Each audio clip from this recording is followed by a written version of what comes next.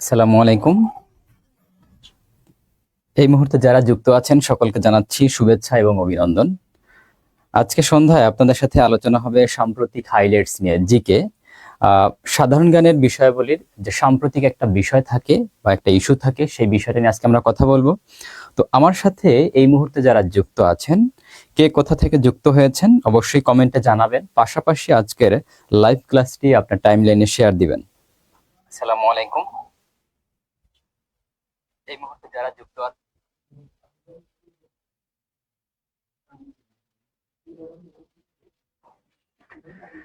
প্রথমে একটু আমাকে জানাবেন আপনারা আমাকে স্পষ্টভাবে শুনতে পাচ্ছেন কিনা এবং বোর্ড দেখতে পাচ্ছেন কিনা। গোলাম রাব্বানি, হ্যাঁ ওয়ালাইকুম সালাম। তুষার আহমেদ ইমন, ওয়ালাইকুম সালাম। কে কোথা থেকে যুক্ত হয়েছেন অবশ্যই জানাবেন। পাশাপাশি আজকের ক্লাসটি আপনার টাইমলাইন অবশ্যই শেয়ার দিবেন।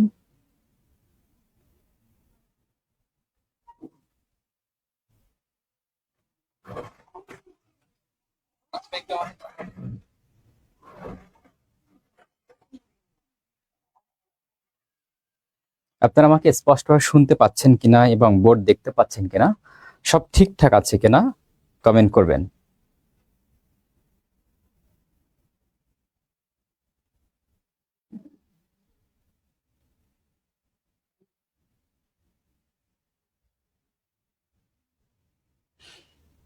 আলহামদুলিল্লাহ ভালো আছি গোলাম রাব্বানি, আপনি কেমন আছেন?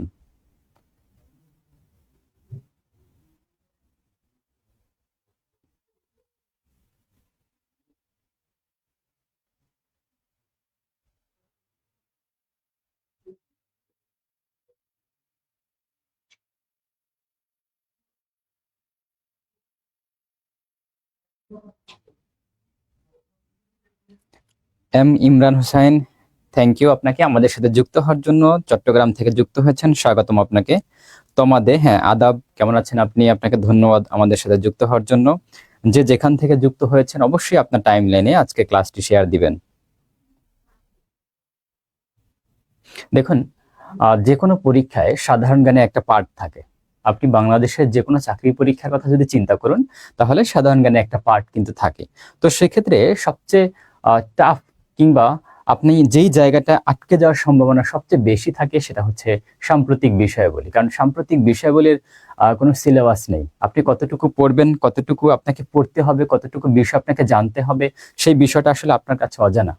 আপনি কোন টপিকটা পড়বেন, কোন টপিকটা বাদ দিবেন, কোন জায়গাটা আপনি টাচ করবেন, সাম্প্রতিক বিষয় বলে কোনো সিলেবাস হয় না কিংবা সিলেবাস দেয়া যায় না, কিংবা আপনি নিজেও কোনো সিলেবাস রেডি করতে পারবেন না।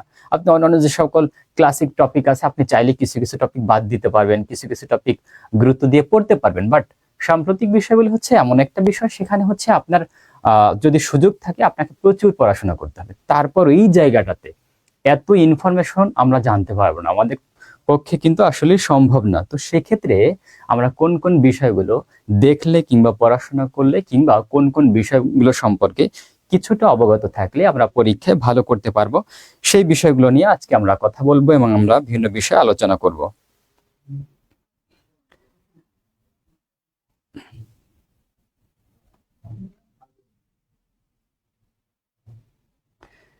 তো চলুন আমরা আলোচনা শুরু করি। আমাদের আজকের প্রথম যে প্রশ্নটা সেটা একটু দেখি কি দেয়া আছে। হ্যাঁ, জান্নাতুন নাইমা স্যার ইংরেজি ক্লাস নেন একটা। হ্যাঁ, ইংরেজি ক্লাস নিব। জান্নাতুন নাইমা চাপাই নবাবগঞ্জ থেকে দেখছি, ধন্যবাদ আপনাকে। চাপাই নবাবগঞ্জ প্রচুর শীতের এলাকা, তো সেই আপনাকে জানাচ্ছি শীতের শুভেচ্ছা। ধন্যবাদ আপনাকে শেয়ার দেওয়ার জন্য। জান্নাতুল ফেরদাউস, ওয়ালাইকুম সালাম, ধন্যবাদ আপনাকে আমাদের সাথে যুক্ত হওয়ার জন্য। জান্নাতুন নাইমা, আমি চেষ্টা করব আপনাদের সাথে ইংরেজি ক্লাস নিয়ে আসার জন্য। এই মুহূর্তে আপনাদের 9 তারিখে প্রাইমারির সহকারী শিক্ষক পদের পরীক্ষা রয়েছে। তো দেখুন, আপনারা জানেন এই পরীক্ষার ডেটটা চেঞ্জ হয়েছে। এর মানে ছিল 2 তারিখ, খুব সম্ভবত 2 তারিখে ছিল অথবা 3 তারিখ ছিল, মানে এক্সাক্ট মনে নেই। তো ডেটটা চেঞ্জ হয়েছে, সেক্ষেত্রে আমি বলবো না যে আজকে যে বিষয়গুলো আলোচনা করব কিংবা পড়াবো সেই টপিকগুলো থেকে পরীক্ষা প্রশ্ন আসবে, আবার এটাও বলতে পারছি না যে আসবে না। তো আমি আপনাদের 2 তারিখ কিংবা 3 তারিখ যে প্রাইমারি যে মানে এক কথায় ফার্স্ট যে ডেটটা দেয়া ছিল সেই ডেটটাকে টার্গেট করে এবং 9 তারিখের পরীক্ষার যে ডেটটা আছে সেই ডেটটাকে টার্গেট করে, অর্থাৎ হচ্ছে আগের ডেটে যদি প্রশ্ন করা হয়ে যায় সেই ডেট অনুযায়ী যদি কোনো ইনফরমেশন আপনাদের প্রয়োজন হয় এবং আগামী 9 তারিখের জন্য যে ইনফরমেশনগুলো আপনাদের দরকার, এই দুইটা বিষয়ের একটা কম্বিনেশন করে আজকে আলোচনাটা করব। তো এখানে প্রথমে একটা প্রশ্ন দেখতে পাচ্ছেন আপনারা, 3রা জানুয়ারি 2026 যুক্তরাষ্ট্র কর্তৃক ভেনেজুয়েলায় পরিচালিত অভিযানের নাম কি? আপনারা জানেন এই মুহূর্তে সবচেয়ে বেশি আলোচিত একটা বিষয় হচ্ছে ভেনেজুয়েলার প্রেসিডেন্ট নিকোলাস মাদুরো। পাশাপাশি আরেকটা বিষয় আলোচিত হচ্ছে, সেটা হচ্ছে ভেনেজুয়েলার সাথে যুক্তরাষ্ট্রের সম্পর্কটা কি। তো দেখুন, যুক্তরাষ্ট্র ভেনেজুয়েলার এই মুহূর্তে যেই ক্রাইসিস মোমেন্টটা চলছে এখন পর্যন্ত, মানে আমরা যদি চিন্তা করি গত 1 সপ্তাহ কিংবা 10 দিনের মধ্যে যে রাজনৈতিক পরিস্থিতি সৃষ্টি হয়েছে, সেক্ষেত্রে আমরা চাইলে কিংবা আমি চাইলে কিংবা আপনি চাইলে এই ভেনেজুয়েলা এবং যুক্তরাষ্ট্র থেকে প্রচুর ইনফরমেশন আপনি চাইলে গ্যাদার করতে পারেন কিংবা কালেক্ট করে পড়তে পারেন। বাট আমি বলবো আপনাকে এই মুহূর্তে 9 তারিখ পরীক্ষার জন্য, মানে প্রাইমারি যে সহকারী শিক্ষক পদের যে পরীক্ষা রয়েছে, এই পরীক্ষার জন্য আপনাকে খুব বেশি এই টপিক থেকে পড়ার দরকার নেই। কারণ হচ্ছে এই আমার কাছে যেটা মনে হয় সেটা হচ্ছে, প্রশ্ন যদি আগের প্রশ্নে যদি পরীক্ষা হয় তাহলে কিন্তু এই জায়গাটা আপনার খুব বেশি এফোর্ট দেওয়ার দরকার আছে বলে আমার মনে হয় না। তো সেক্ষেত্রে যতটুকু আপনার জানা দরকার, যতটুকু না জানলেই নয়, ততটুকু অংশে আমরা আজকে এখানে দেখব। তো প্রথম প্রশ্নটা কি ছিল একটু দেখি। প্রথম প্রশ্নটা আবারও পড়ছি আমি, 2026 সালে 3রা জানুয়ারি যুক্তরাষ্ট্র কর্তৃক ভেনেজুয়েলায় পরিচালিত অভিযানের নাম কি ছিল? Delta Force, operation Southern Spear, operation Absolute Resolve, operation Hawkeye. 4টা অপশন দেয়া আছে। যদি আপনাদের আনসার জানা থাকে তাহলে আমার সাথে শেয়ার করতে পারেন, আপনারা কমেন্টে লিখতে পারেন। আপনাদের আনসার জানা থাকলে আমাকে লিখতে পারেন। দেখুন, আপনারা অনেক সময় আনসার জানেন বাট প্রশ্নের প্যাটার্ন বুঝেন, অথবা প্রশ্নের প্যাটার্ন বুঝলে আনসার ধরতে পারেন না। তো সেক্ষেত্রে যে ভুলটা হওয়ার সম্ভাবনা থাকে সেটা হচ্ছে আপনারা অনেক সময় প্রশ্ন বুঝে আনসার করতে পারেন না। এর একটাই কারণ হচ্ছে, কোন একটা টপিক A to Z না পড়ে আপনারা কি করেন, জাস্ট ইনফরমেশন মুখস্থ করার চেষ্টা করেন। তো আমি আপনাদের প্রতি রিকোয়েস্ট রাখবো, যে কোনো একটা ঘটনা কিংবা গল্প ডিটেলসে পড়ার চেষ্টা করবেন। ওকে, জান্নাতুল ফেরদাউস আনসার করেছেন 1-এর খ। ফিরোজ শাহ, ওয়ালাইকুম সালাম, ধন্যবাদ আপনাকে আমাদের সাথে যুক্ত হওয়ার জন্য। 1-এর খ, অপারেশন সাউদার্ন স্পিয়ার, জান্নাতুল ফেরদাউস আনসার করেছেন। ওকে, দেখুন, যুক্তরাষ্ট্রের যে সামরিক বাহিনীর একটা বিশেষ ইউনিট রয়েছে,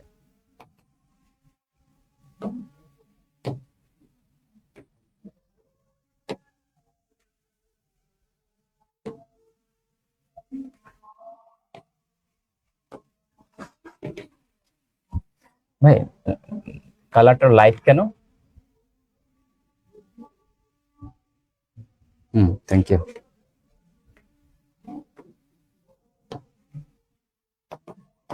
যুক্তরাষ্ট্রের সামরিক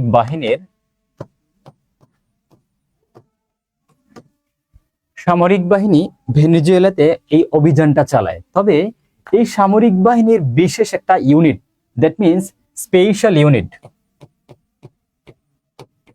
স্পেশাল একটা ইউনিট রয়েছে, যেই ইউনিটটা মূলত ভেনেজুয়েলাতে অপারেশন চালিয়েছিল। আবার বলছি, যুক্তরাষ্ট্রের সামরিক বাহিনীর স্পেশাল ইউনিট রয়েছে, যে ইউনিটের নাম হচ্ছে ডেল্টা ফোর্স।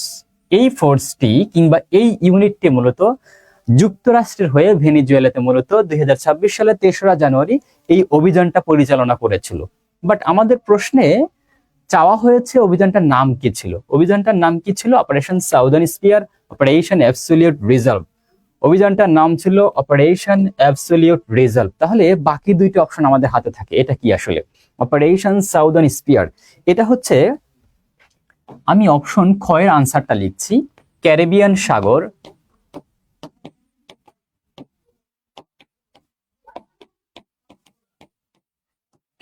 সাগর, প্রশান্ত মহাসাগর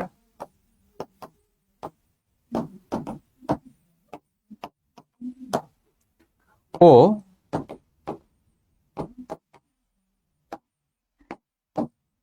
ভেনেজুয়েলাতে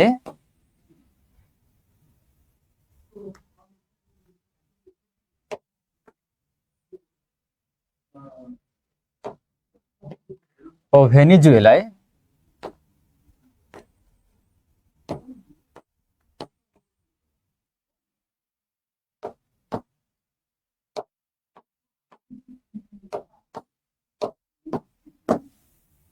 মাদক পাচার বিরোধী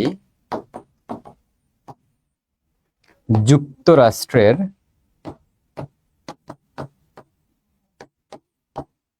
অভিযান।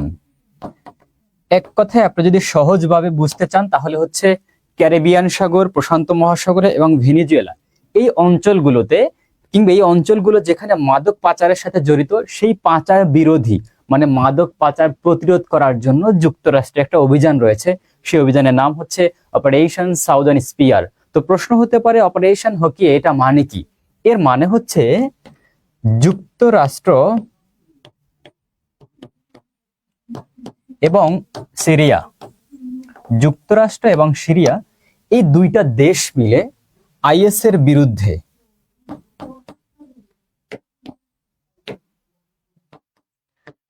এর বিরুদ্ধে পরিচালিত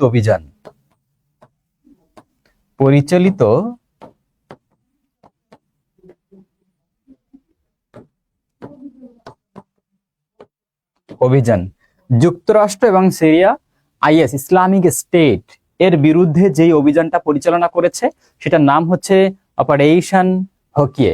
আশা করি আপনার প্রথম প্রশ্নের 4টা অপশনের ব্যাখ্যা বুঝতে পেরেছেন। পরীক্ষা প্রশ্ন হতে পারে, আমি এখানে দিয়েছি অভিযানের নাম কি, পরীক্ষা প্রশ্ন হতে পারে এই অভিযানটা কারা পরিচালনা করেছে।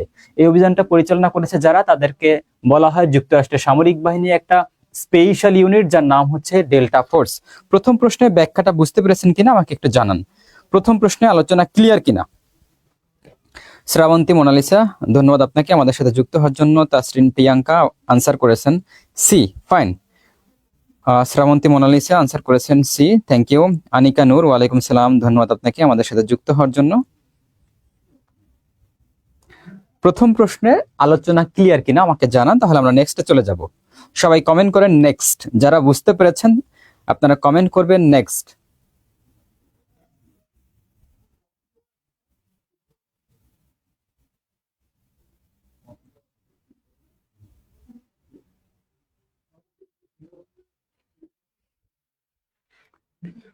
পরবর্তীতে আমরা দেখব দ্বিতীয় প্রশ্নটা। ত্রয়োদশ জাতীয় সংসদ নির্বাচনের ও গণভোটের তফসিল ঘোষণা করা হয় কবে? জানতে চাওয়া হয়েছে আগামী ত্রয়োদশ জাতীয় সংসদ যে নির্বাচন হবে সেই নির্বাচনে এবং গণভোটের তফসিল কবে ঘোষণা করা হয়, সেই ডেটটা আপনাদের কাছে জানতে চাচ্ছি।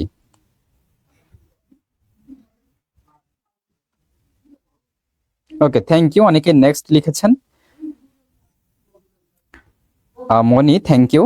স্বপ্না, থ্যাংক ইউ রেসপন্স করার জন্য। আপনারা যত বেশি রেসপন্স করবেন আমি প্রফুল্ল থাকবো, আর আমি প্রফুল্ল থাকা মানে হচ্ছে আপনাদের সাথে খুব বেশি কমিউনিকেট করতে পারলে ইনফরমেশন অটোমেটিক আসলে চলে আসে।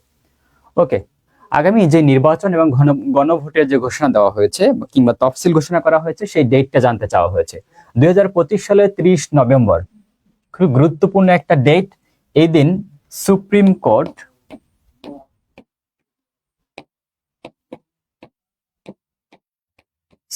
কোর্ট সচিবালয় অধ্যাদেশ জারি করা হয়। সুপ্রিম কোর্ট সচিবালয় অধ্যাদেশ জারি করা হয় 2025 সালের 30 নভেম্বর।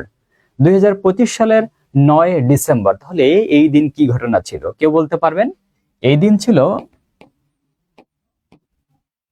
পুলিশ কমিশন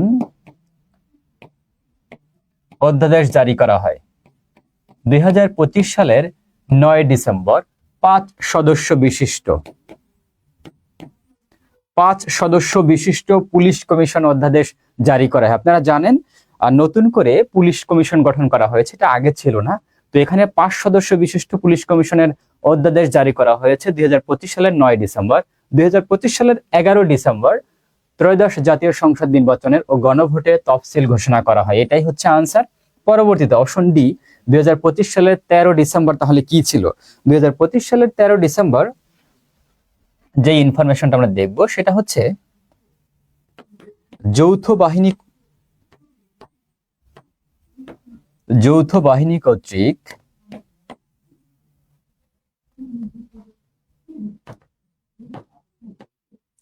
অস্ত্র উদ্ধার ও সন্ত্রাসের বিরুদ্ধে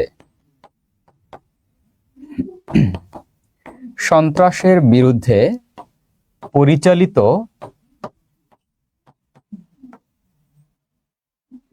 অভিযান। যৌথ বাহিনী কর্তৃক অস্ত্র উদ্ধার এবং সন্ত্রাসের বিরুদ্ধে পরিচালিত অভিযানটা মূলত শুরু হয় 2025 সালের 13 ডিসেম্বর। এখন আপনাদের প্রশ্ন হতে পারে, তাহলে সেই অভিযানের নাম কি? সেই অভিযানের নাম হচ্ছে অপারেশন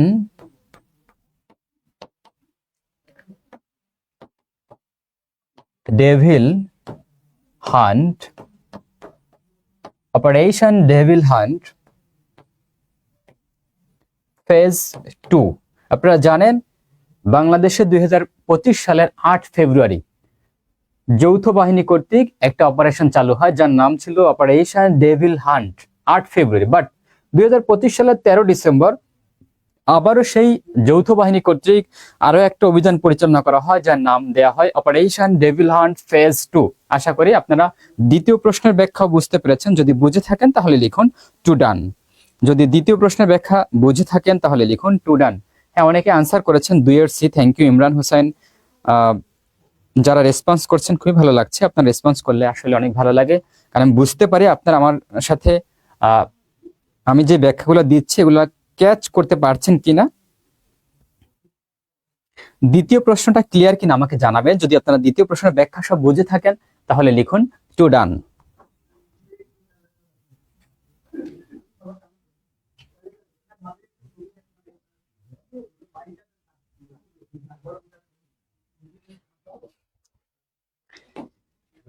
চলুন পরবর্তী প্রশ্নটা দেখব।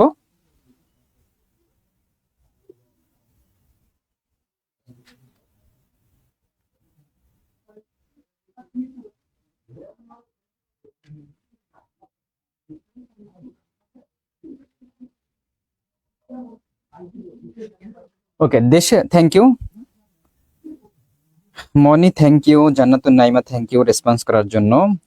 অনেক বর্মন আনসার করেছেন অলরেডি। ওকে, তৃতীয় প্রশ্নটা আমরা প্রত্যেকটা প্রশ্নই চেষ্টা করব ব্যাখ্যা সহ পড়ার। তাহলে হুবহু এই প্রশ্নটা আপনার পরীক্ষায় না আসলেও এই আঙ্গিকে কিংবা এই টপিকের আলোকে যদি কোনো প্রশ্ন করা হয় পরীক্ষা, তাহলে কিন্তু আপনারা খুব সহজেই পারবেন। তো এর জন্য মূলত আমি প্রত্যেকটা প্রশ্নের অপশন নিয়ে আলোচনা করার চেষ্টা করি, যাতে আপনাদের আফটার অল এই ক্লাসটা থেকে মোটামুটি কিছু প্রশ্ন আগামীর পরীক্ষায় কমন পড়ে।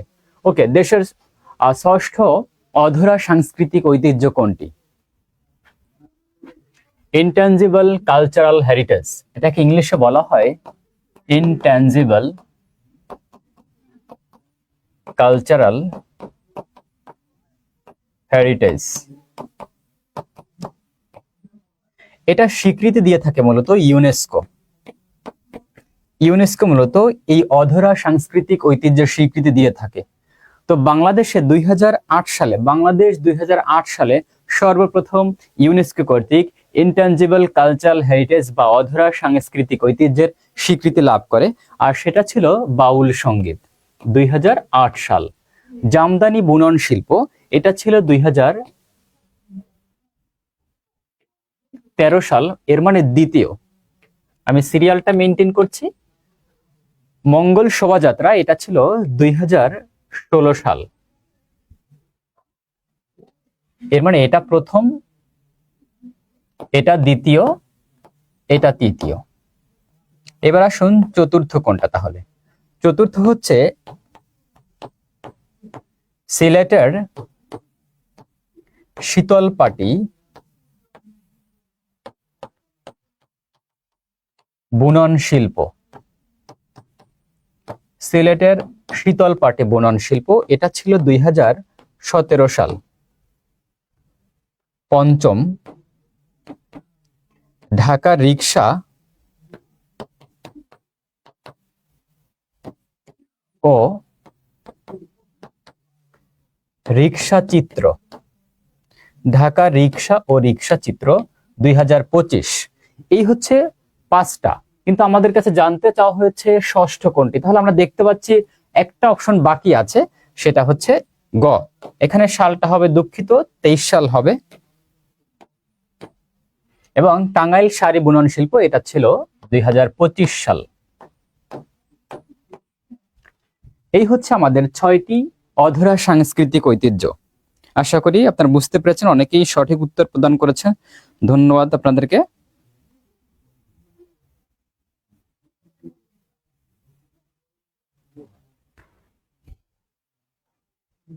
ইমরান হোসাইন, স্বপ্না, তাসরিন, প্রিয়াঙ্কা, থ্যাংক ইউ আপনাদেরকে সঠিক উত্তর প্রদান করার জন্য। চলুন এবার আমরা পরবর্তী প্রশ্নটা দেখব। গাজা পিস প্ল্যান ঘোষণা করা হয় কবে? জানতে চাওয়া হয়েছে গাজা পিস প্ল্যান ঘোষণা করা হয় কবে। দ্যাট মিন্স গাজা শান্তি পরিকল্পনা।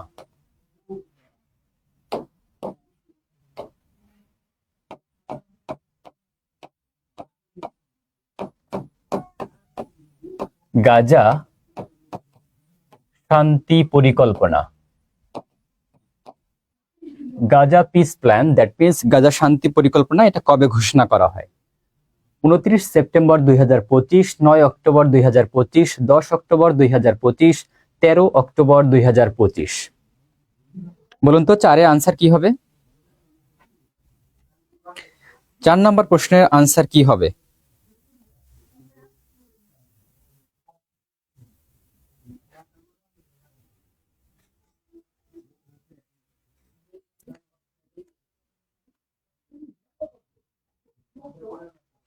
আমরা 4 নম্বর প্রশ্নের উত্তর কোনটা নিব? অপশন ক 29 সেপ্টেম্বর 2025, অপশন খ 9 অক্টোবর 2025, অপশন গ 10 অক্টোবর 2025, অপশন ঘ 13 অক্টোবর 2025।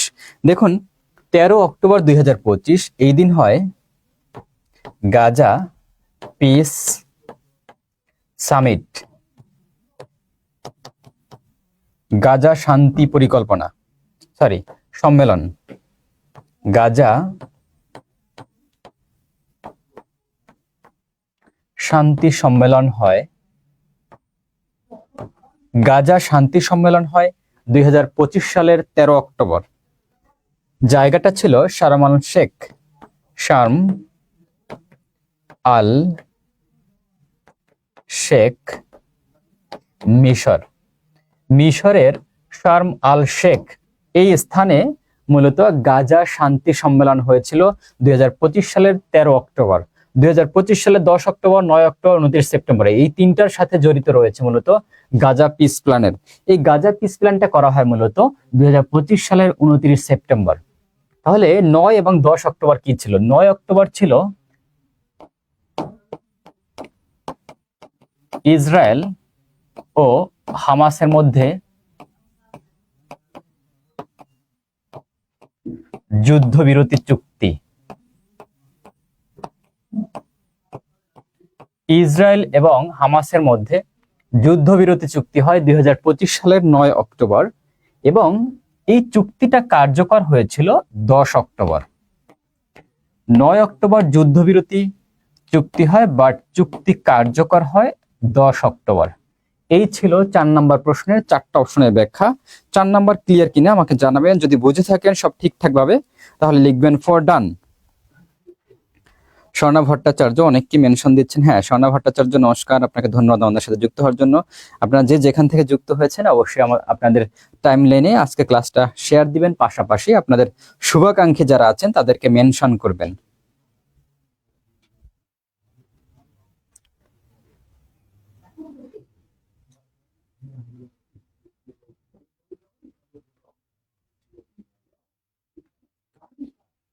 চলুন আমরা পরবর্তী প্রশ্নটা দেখব। 5 সম্মিলিত ইসলামী ব্যাংক পিএলসি কবে তফসিলি ব্যাংক রূপে তালিকাভুক্ত হয়? আপনারা জানেন নবদেব আচার্য, ধন্যবাদ আপনাকে রেসপন্স করার জন্য। বাংলাদেশে 5টি বেসরকারি ইসলামী ব্যাংক মানে শরিয়া ভিত্তিক ব্যাংক, সম্প্রতি এদেরকে একত্রিত করে নাম দেওয়া হয়েছে সম্মিলিত ইসলামী ব্যাংক পিএলসি। তো এদেরকে তফসিলিভুক্ত ব্যাংক হিসেবে কবে স্বীকৃতি দেওয়া হয়েছে সেটাই মূলত জানতে চাওয়া হয়েছে। 9 অক্টোবর 2025, 1 ডিসেম্বর 2025, 2 ডিসেম্বর 2025, 15 ডিসেম্বর 2025। পারা যাবে 5 নম্বর প্রশ্ন উত্তরটা? ট্রয় পলমনি ফর ডান, thank you. Nabadeb Acharya, thank you. Swapna answer করেছেন 5 খ। দেখুন 2025 সালের 9 অক্টোবর এই দিন মূলত সম্মিলিত ইসলামী ব্যাংকের অনুমোদন দেওয়া হয়। এই দিন সম্মিলিত ইসলামী ব্যাংকের অনুমোদন দেওয়া হয়।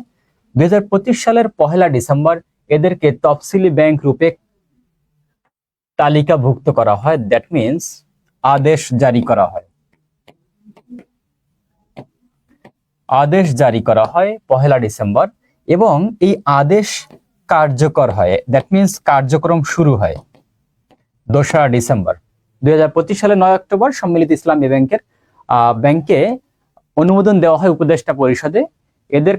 এদের আদেশ জারি করা হয় 1 ডিসেম্বর এবং কার্যক্রম শুরু হয় কিংবা কার্যকর হয় 2 ডিসেম্বর। আফটার অল আমাদের হাতে 3টা অপশনই ছিল, কিন্তু আজকের প্রশ্ন রিলেটেড মানে 5 নম্বর প্রশ্ন রিলেটেড ছিল 3টা অপশন। 4 নম্বরটা হচ্ছে 2025 সালের 15 ডিসেম্বর বাংলা একটা ফন্ট চালু করা হয় জুলাই নামে। এদিন নতুন বাংলা ফন্ট চালু করা হয়, নতুন বাংলা ফন্ট চালু করা হয় যার নাম হচ্ছে জুলাই। এবং বাংলাদেশে একটা এআই প্ল্যাটফর্ম চালু করা হয়, এআই প্ল্যাটফর্ম যার নাম হচ্ছে কাগজ.ai। 2025 সালের 15 ডিসেম্বর নতুন বাংলা ফন্ট চালু করা হয় যার নাম জুলাই এবং একই দিন এআই প্ল্যাটফর্ম চালু করা হয় যার নাম হচ্ছে কাগজ.ai। 5 নাম্বারটা ক্লিয়ার কিনা আমাকে জানাবেন, 5 ক্লিয়ার কিনা। যদি 5 বুঝে থাকেন তাহলে লিখবেন 5 ডান।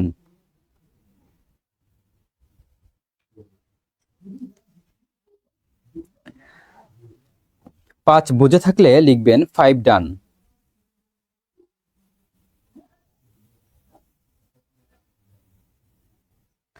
ওকে, 5-এর আনসার করেছিলেন Tasrin Priyanka, thank you. Troyee Palmoni, thank you, 5-এর বি আনসার করেছেন। চলুন আমরা পরবর্তী প্রশ্নটা দেখব। যুক্তরাষ্ট্র 2026 সালে কোন দুটি আন্তর্জাতিক সংস্থা থেকে নিজেদের নাম প্রত্যাহারের সিদ্ধান্ত নেয়? হু এবং ফাও। ইউনেস্কো এবং ফাও।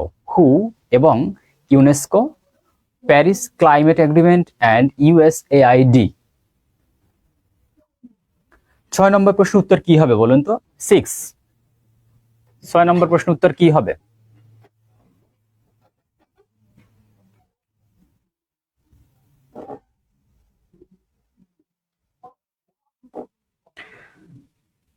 মুগ্ধ লিখেছেন ভাই ইংলিশ গ্রামারে প্রিপজিশন কিভাবে স্টাডি করলে মুখস্থ থাকবে।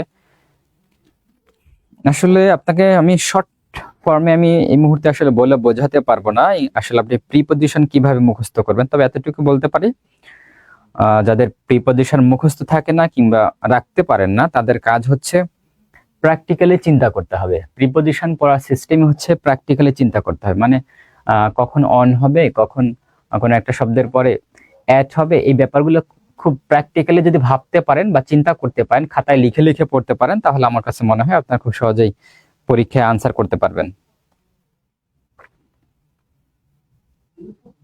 ওকে, তাহলে চলুন আমরা 6 নম্বর প্রশ্ন উত্তর দিই। 2026 সালে এই প্রশ্নের উত্তর দেওয়ার আগে আমরা একটা ইনফরমেশন দেখব, সেটা হচ্ছে ডোনাল্ড ট্রাম্প মানে যুক্তরাষ্ট্রের 47তম প্রেসিডেন্ট ডোনাল্ড ট্রাম্প উনি 20 জানুয়ারি 2025 এই দিন শপথ গ্রহণ করেন। ডোনাল্ড ট্রাম্প 47তম প্রেসিডেন্ট হিসেবে 20 জানুয়ারি 2025 শপথ গ্রহণ করেন। তবে এই শপথ যেদিন গ্রহণ করেন এই দিনই উনি 2টা সংস্থা থেকে বের হয়ে যাওয়ার সিদ্ধান্ত গ্রহণ করেন। একটা হচ্ছে হু এবং আরেকটা হচ্ছে ইউনেস্কো। হু এবং ইউনেস্কো থেকে উনি নিজেদের নাম কিংবা যুক্তরাষ্ট্রের নাম প্রত্যাহারের সিদ্ধান্ত নেন। দ্যাট মিনস ওই দিনই 2025 সালের 20 জানুয়ারি উনি ঘোষণা করেন যে যুক্তরাষ্ট্র হু এবং ইউনেস্কোর সাথে থাকবে না, তবে এই হু থেকে বের হয়ে যাবে কিংবা হু এর সাথে সম্পর্ক ছিন্ন হবে 2026 সালের 27 জানুয়ারি।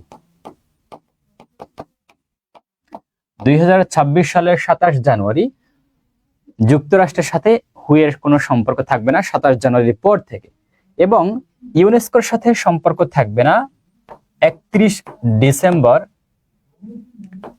2026 সালের পর থেকে। 2026 সালের 31 ডিসেম্বর ইউনেস্কোর সাথে যুক্তরাষ্ট্রের সম্পর্ক ছিন্ন হবে। এবার আসুন প্যারিস ক্লাইমেট এগ্রিমেন্ট। 2025 সালের 20 জানুয়ারি, যেই দিন ডোনাল্ড ট্রাম্প 47তম প্রেসিডেন্ট হিসেবে শপথ গ্রহণ করেন, ঠিক ওই একই দিনই হু এবং ইউনেস্কোর পাশাপাশি Paris climate agreement, that means জলবায়ুর উপর সর্বজনীন যেই কিংবা ইউনিভার্সাল যে একটা চুক্তি রয়েছে, প্যারিস ক্লাইমেট এগ্রিমেন্ট হয় মূলত 2016 সালের 1 জানুয়ারি থেকে কার্যকর হয় 2015 সালের একটা চুক্তি। তো এটি হচ্ছে জলবায়ুর উপর সর্বজনীন চুক্তি। জলবায়ুর উপর সবচেয়ে বৃহত্তম চুক্তি হচ্ছে প্যারিস ক্লাইমেট এগ্রিমেন্ট। এই চুক্তি থেকে বের হয়ে যাওয়ার ঘোষণা দেওয়া হয় 2025 সালের 20 জানুয়ারি। কিন্তু এর মানে উনি যেদিন শপথ গ্রহণ করেন ওই দিন কিন্তু হু থেকে বের হয়ে যাওয়ার ঘোষণা করেন, ইউনেস্কো থেকে বের হয়ে যাওয়ার ঘোষণা করেন, পাশাপাশি প্যারিস ক্লাইমেট এগ্রিমেন্ট থেকে বের হয়ে যাওয়ার কিন্তু ঘোষণা দিয়ে থাকেন। এবং এই ডেটটা মূলত কার্যকর হবে 27 জানুয়ারি 2026। দ্যাট মিনস 2026 সালের 27 জানুয়ারি এই একই দিন হু এবং প্যারিস ক্লাইমেট এগ্রিমেন্ট থেকে বের হয়ে যাবে যুক্তরাষ্ট্র। পাশাপাশি USAID, এটি হচ্ছে যুক্তরাষ্ট্রের একটি সেবামূলক সংস্থা। এটি যুক্তরাষ্ট্র 1 জুলাই 2025 সালে এর কার্যক্রম বন্ধ করে দেয়।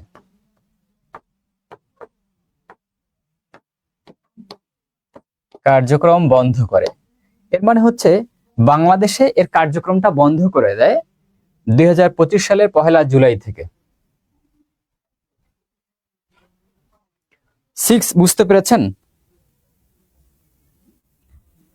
খবির উদ্দিন সালে, থ্যাংক ইউ আপনাকে আমাদের সাথে যুক্ত হওয়ার জন্য। আমি শুরুতেই বলেছিলাম সাধারণ জ্ঞানে আসলে শেষ নেই, বিশেষ করে সাম্প্রতিক বিষয়গুলি আসলে কোথাও শেষ নেই। আপনি যত পড়বেন তত জানবেন, তত বেশি সমৃদ্ধ হবেন। আর সবচেয়ে বড় বিষয় হচ্ছে আপনি যখন সাধারণ জ্ঞান অনেক বেশি জানবেন, পরীক্ষার হলে আপনার কনফিডেন্সটা খুব হাই লেভেলে থাকবে। আর কনফিডেন্স যখন হাই লেভেলে থাকে, দ্যাট মিনস আপনি খুব পজিটিভ থিঙ্ক নিয়ে কিন্তু পরীক্ষার হলে যাবেন। ওকে, ঠিক আছে, সকলকে ধন্যবাদ। চলুন আমরা পরবর্তী প্রশ্নে যাই। নিচের কোন ব্যক্তি বেগম রোকেয়া পদক 2025 নারী শিক্ষা ক্যাটাগরিতে অর্জন করেন? এক কথায় 2025 সালে যে বেগম রোকেয়া পদক প্রদান করা হয়, এক্ষেত্রে 4 জন ব্যক্তিকে বেগম রোকেয়া পদক প্রদান করা হয়। 4 জন ব্যক্তিকে 4টা ক্যাটাগরি। একটা হচ্ছে নারী শিক্ষা, এটা হচ্ছে নাম্বার 1 নারী শিক্ষা ক্যাটাগরি। এরপরে হচ্ছে নাম্বার 2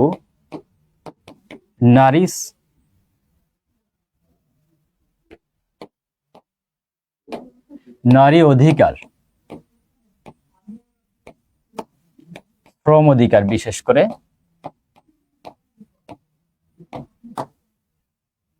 এই ক্যাটাগরিতে পদক প্রদান করা হয় কল্পনা আক্তারকে।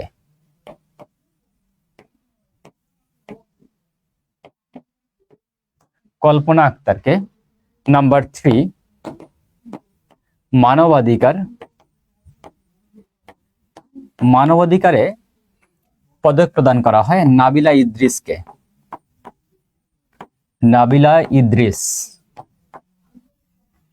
4 নম্বর নারী জাগরণ। নারী জাগরণে পদক প্রদান করা হয় ফুটবলার ঋতুপর্ণা চাকমা। ঋতুপর্ণা চাকমাকে। আমরা এখানে 4টা ক্যাটাগরি দেখলাম, 4টা ক্যাটাগরি 3 জন ব্যক্তিকে দেখলাম। তাহলে ফার্স্ট নারী শিক্ষা গবেষণায়, নারী শিক্ষা গবেষণা এই ক্যাটাগরিতে 2025 সালে বেগম রোকেয়া পদক অর্জন করেন ডক্টর রুবানা রাকিব। তাহলে বাকি 3 জন কারা? বাকি 3 জন হচ্ছেন অদম্য নারী পুরস্কার, অদম্য নারী পদক 2025 অর্জনকারী শরীফা সুলতানা। এই ব্যক্তি অর্থনীতিতে মানে অর্থনৈতিক খাতে অদম্য নারী পদক 2025 অর্জন করেন। মেরিনা বেসরা, এই ভদ্র মহিলা সফল জননী।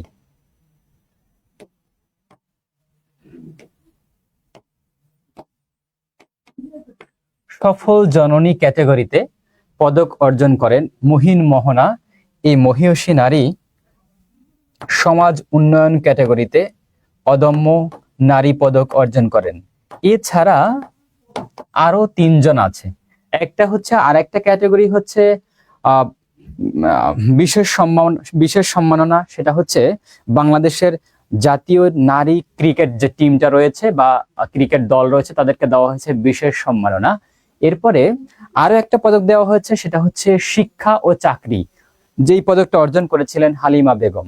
সর্বশেষ আরেকটা পদক প্রদান করা হয়, সেটা হচ্ছে জীবন সংগ্রামে জয়ী, যার নাম হচ্ছে লিপি বেগম। আমি ওটা লিখে দিচ্ছি, ওই 3 জন ব্যক্তি জীবন সংগ্রামে, এখন যেগুলো লিখছি সেগুলো হচ্ছে অদম্য নারী পদক।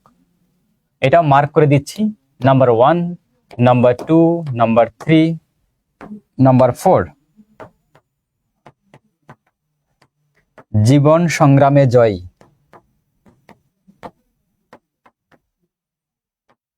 লিপি বেগম। নাম্বার 5, শিক্ষা ও চাকরি, এই ক্যাটাগরিতে পদক অর্জন করেন হালিমা বেগম। নাম্বার 6, বিশেষ সম্মাননা,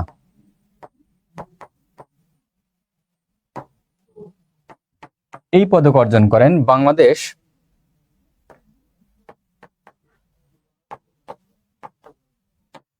জাতীয় নারী ক্রিকেট দল। জাতীয়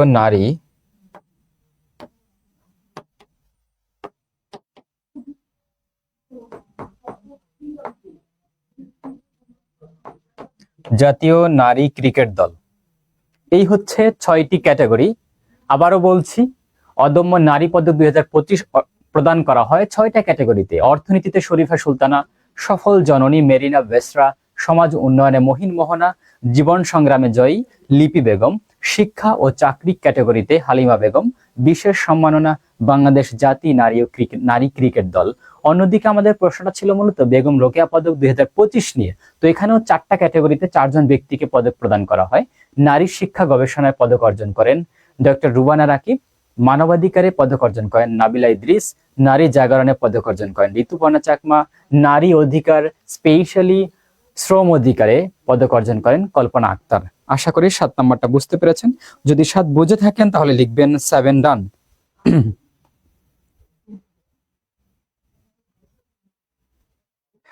খবির উদ্দিন সালে কিভাবে মনে রাখে, যে আপনাদের সাথে আলোচনা করি, এই আলোচনা করতে করতে মূলত আমাদের মনে থাকে। ওকে, 8 নম্বর, জাতিসংঘ সাধারণ পরিষদের 80তম অধিবেশনের সভাপতি হিসেবে দায়িত্ব পালন করেন। এর মানে জানতে চাওয়া হয়েছে সর্বশেষ জাতিসংঘ সাধারণ পরিষদের অধিবেশন ছিল 80তম অধিবেশন, সেই অধিবেশনের প্রেসিডেন্ট অর সভাপতি কে ছিলেন?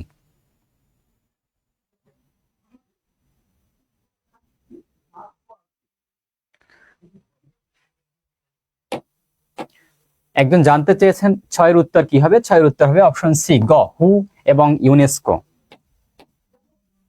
ওকে,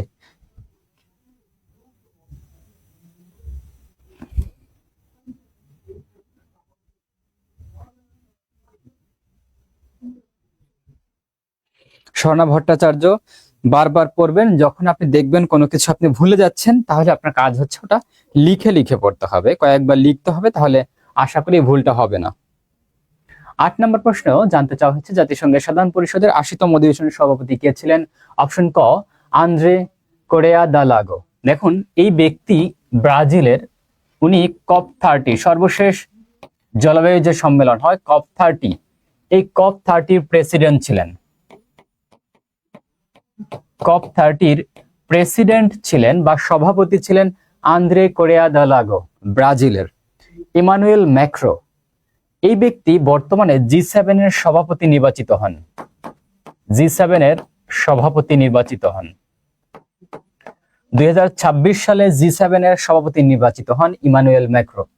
বারহাম সালিহ, যার দেশ হচ্ছে ইরাক, জাতিসংঘ শরণার্থী বিষয়ক শরণার্থী বিষয়ক হাই কমিশনার নিযুক্ত হন?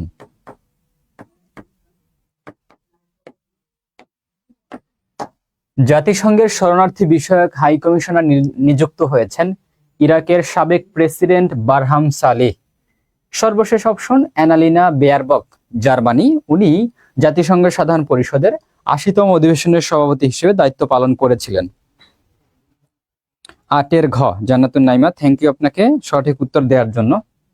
তাহলে চলুন আমরা পরবর্তী প্রশ্নে যাব।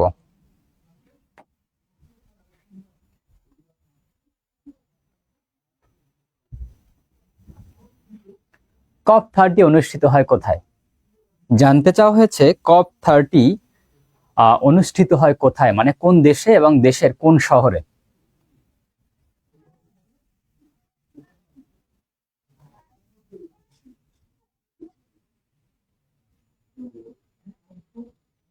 বলুন তো ৯ নম্বর প্রশ্নের উত্তর কি হবে? ৯-এর উত্তর কি হবে? ৯ স্বপ্না লিখেছেন ক। ওকে, বেলেম ব্রাজিল। অপশন ক তে আছে দিল্লি ভারত, কলম্বো শ্রীলঙ্কা, নিউ ইয়র্ক যুক্তরাষ্ট্র।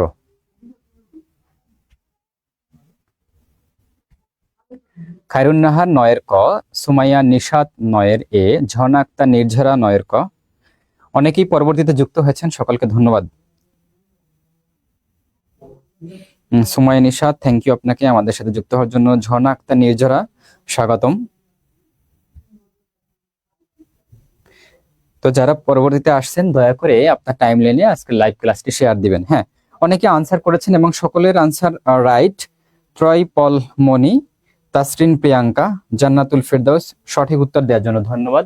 সঠিক উত্তরটা হচ্ছে ব্রাজিলের বেলেম। তো এই দুইটা অপশন কেন রাখা হয়েছে? এই দুইটা অপশন এজন্যই রাখা হয়েছে, আপনারা জানেন ১০ম টি-20 ক্রিকেট বিশ্বকাপ ২০২৬ অনুষ্ঠিত হবে ভারত এবং শ্রীলঙ্কায়।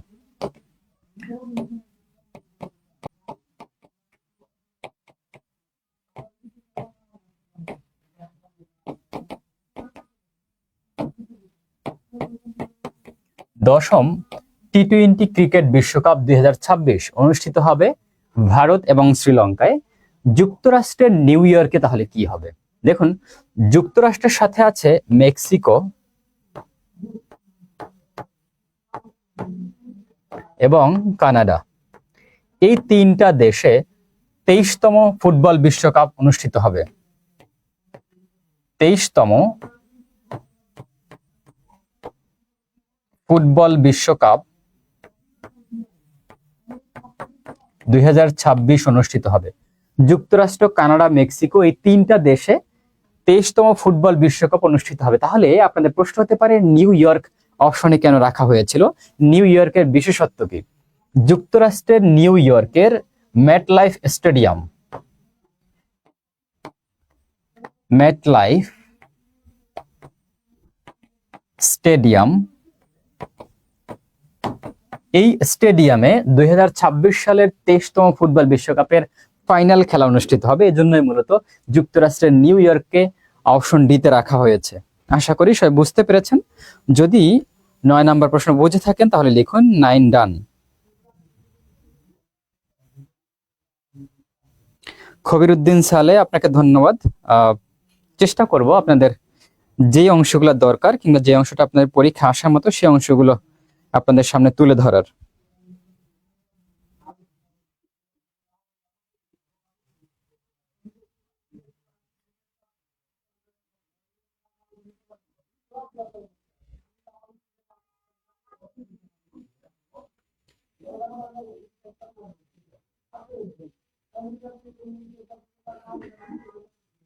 চলুন আমরা পরবর্তী প্রশ্ন দেখি। ফিফা দ্য বেস্ট 2025 বর্ষসেরা পুরুষ ফুটবলার নির্বাচিত হন কে?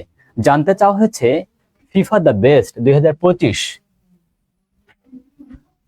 বর্ষসেরা পুরুষ ফুটবলার নির্বাচিত হয়েছেন কে? আমাদের অপশনে দেয়া আছে Ousmane Dembele France, Aitana Bonmati Spain, Hannah Hampton England, Gianluigi Donnarumma Italy. 4জন ব্যক্তি কিংবা 4জন খেলোয়াড়ের নাম লেখা আছে, 4জনই ফুটবলার। 4জনই ফুটবলার। আনসার কোনটা হবে? 10-এর ক। সবটা আনসার করেছেন 10-এর ক। ওকে, আর কেউ? জিয়ান লুইজি দোনারুমা, ইতালি। এই ব্যক্তি হচ্ছেন 2025 সালের বর্ষসেরা পুরুষ গোলকিপার।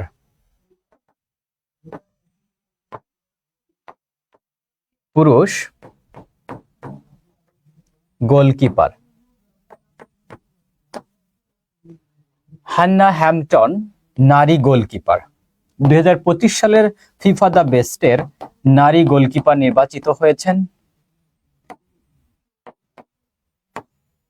আইতানা Bonmati, Spain. এই মহিয়সী নারী বর্ষসেরা পদক অর্জন করেন। এবং উসমান দেমবেলে, ফ্রান্সের প্লেয়ার, যিনি 2025 সালের বর্ষসেরা ফুটবলার নির্বাচিত হয়েছেন। অনেকেই সঠিক উত্তর দিয়েছেন, 10-এর ক আনসার করেছেন, ধন্যবাদ আপনাদেরকে। ইমরান হোসেন সঠিক উত্তর দিয়েছেন। ত্রয় পলমনি সঠিক উত্তর করেছেন। অঙ্কুল ঘোষ, ধন্যবাদ আপনাকে সঠিক উত্তর দেওয়ার জন্য। সুমাইয়া নিশাদ, 10-এর এ, থ্যাংক ইউ। তাসরিন প্রিয়াঙ্কা, 10-এর এ, ধন্যবাদ।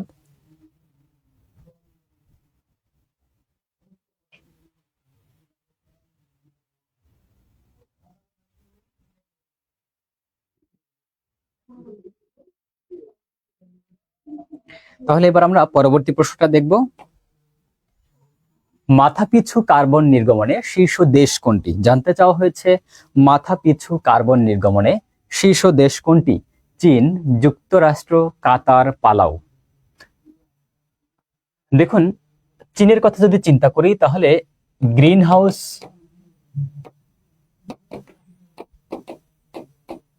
ও কার্বন নির্গমনে শীর্ষে অবস্থান রয়েছে। গ্রিনহাউস গ্যাস ও কার্বন নির্গমনে শীর্ষে রয়েছে চীন। যুক্তরাষ্ট্র এই দুইটা ক্যাটাগরিতে দ্বিতীয় শীর্ষ অবস্থানে রয়েছে। গ্রিনহাউস ও কার্বন নির্গমনে শীর্ষে অবস্থান রয়েছে চীন এবং দ্বিতীয় শীর্ষ অবস্থানে রয়েছে যুক্তরাষ্ট্র। মাথাপিছু কার্বন যদি বলা হয় তাহলে আনসারটা হবে পালাউ, এবং মাথাপিছু কার্বন বলা হলে কাতারের অবস্থান হচ্ছে দ্বিতীয়। আশা করি আপনারা বুঝতে পেরেছেন।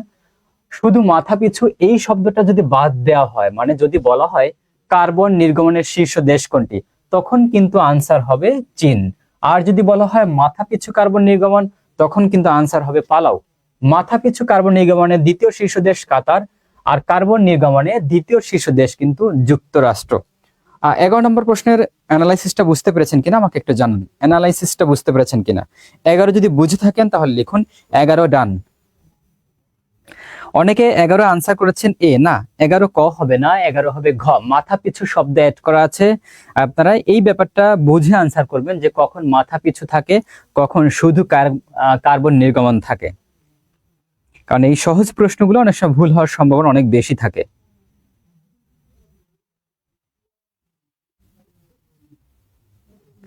বৃষ্টি মিস্ত্রি, অপশন এ, না চীন হবে না আনসার।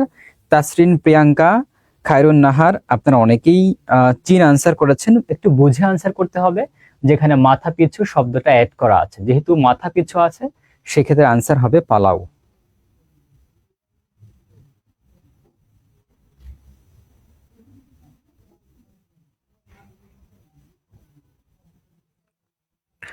ত্রয় পলমনি 11 ডি, আনিকা নূর, পালাও, থ্যাংক ইউ। স্বপ্না, হ্যাঁ নেক্সটে যাব।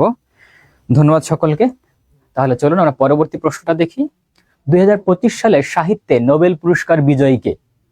2025 সালের সাহিত্যে নোবেল পুরস্কার বিজয়ীকে? চলুন আমরা অপশন ডি বা ঘ থেকে শুরু করে। জন ক্লার্ক,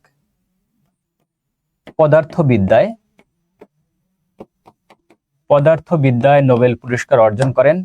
ওনার দেশ যুক্তরাজ্য। পদার্থবিদ্যায় নোবেল পুরস্কার অর্জন করেন। মেরি ই ব্রাঙ্কো,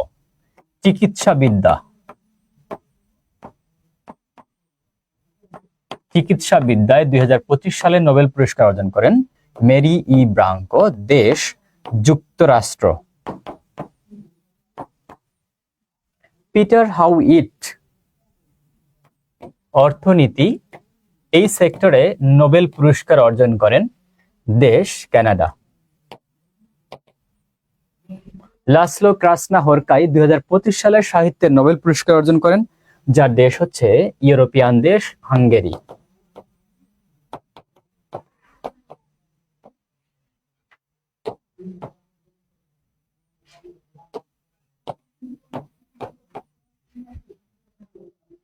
আশা করি বুঝতে পেরেছেন।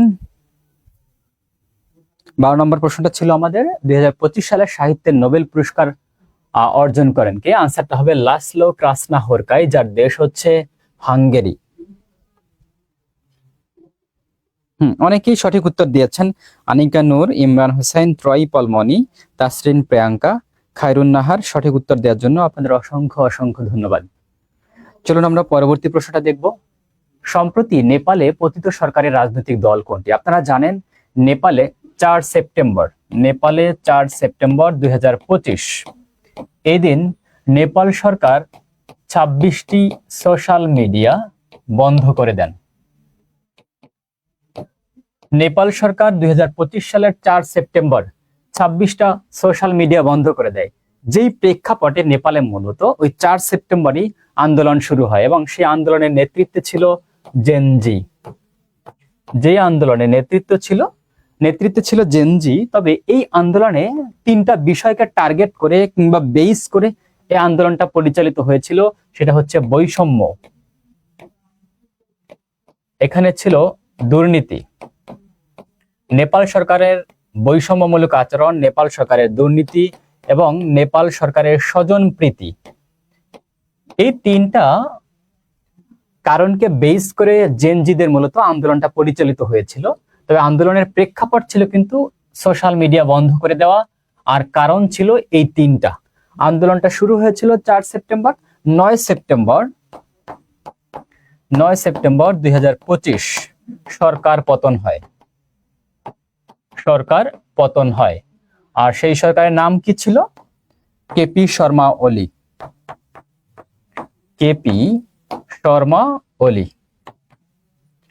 তো এই কেপি শর্মা ওলির দলের নাম কি সেটাই মূলত জানতে চাওয়া হয়েছে। বলুন তো কেপি শর্মা ওলির দলের নাম কি? প্রাইমারি পরীক্ষা আসতে পারে কিন্তু। জান্নাতুল ফেরদাউস আনসার করেছেন 13 গ, লিবারেল ডেমোক্রেটিক পার্টি। না, 13 নম্বর প্রশ্নের উত্তর হবে কমিউনিস্ট পার্টি। তবে এর সাথে আরেকটু অংশ অ্যাড হবে, সেটা হচ্ছে Nepal, communist party of Nepal. Liberal Democratic party এটা হচ্ছে জাপানের একটা বর্তমান রাজনৈতিক দল। লিবারেল পার্টি এটা হচ্ছে ইউকে মানে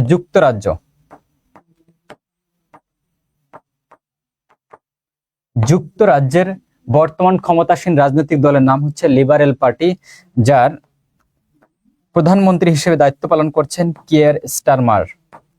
যুক্তরাজ্যের বর্তমান প্রধানমন্ত্রীর নাম হচ্ছে কিয়ের স্টারমার। এই কিয়ের স্টারমারের রাজনৈতিক দলের নামই হচ্ছে লিবারেল পার্টি। লিকুদ পার্টি থেকে নির্বাচিত প্রধানমন্ত্রীর নাম হচ্ছে নেতানিয়াহু।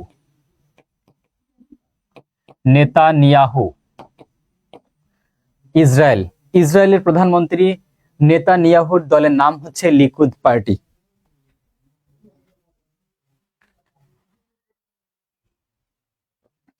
বৃষ্টি, আপনাকে অসংখ্য অসংখ্য ধন্যবাদ। অনেককেই আপনি মেনশন করেছেন, আপনার প্রতি কৃতজ্ঞতা জ্ঞাপন করছি। আফরিন মাহমুদ 13 ঘ, communist party of Nepal. Thank you আপনাদের রেসপন্স করার জন্য।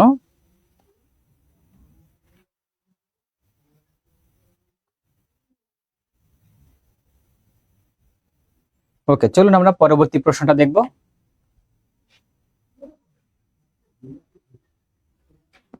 ভেনেজুয়েলার সীমান্তবর্তী দেশ নয় কোনটি? এর মানে এখানে 4টা দেশ ভেনেজুয়েলার সীমান্তবর্তী। জানতে চাওয়া হয়েছে এই 4টা দেশের মধ্যে কোন দেশটি ভেনেজুয়েলার সীমান্তবর্তী নয়।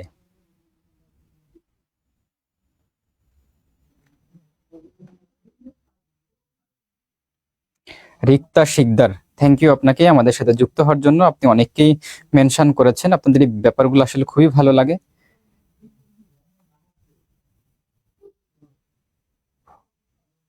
কলম্বিয়া, ব্রাজিল, গায়ানা, যুক্তরাষ্ট্র। বলুন তো আনসার কি হবে? ভেনেজুয়েলার সীমান্তবর্তী দেশ নয় কোনটি? এর মানে তিনটা দেশ ভেনেজুয়েলার সীমান্তবর্তী, একটা দেশ ভেনেজুয়েলার সীমান্তবর্তী নয়, তাহলে সেই দেশটা কোন দেশ হতে পারে?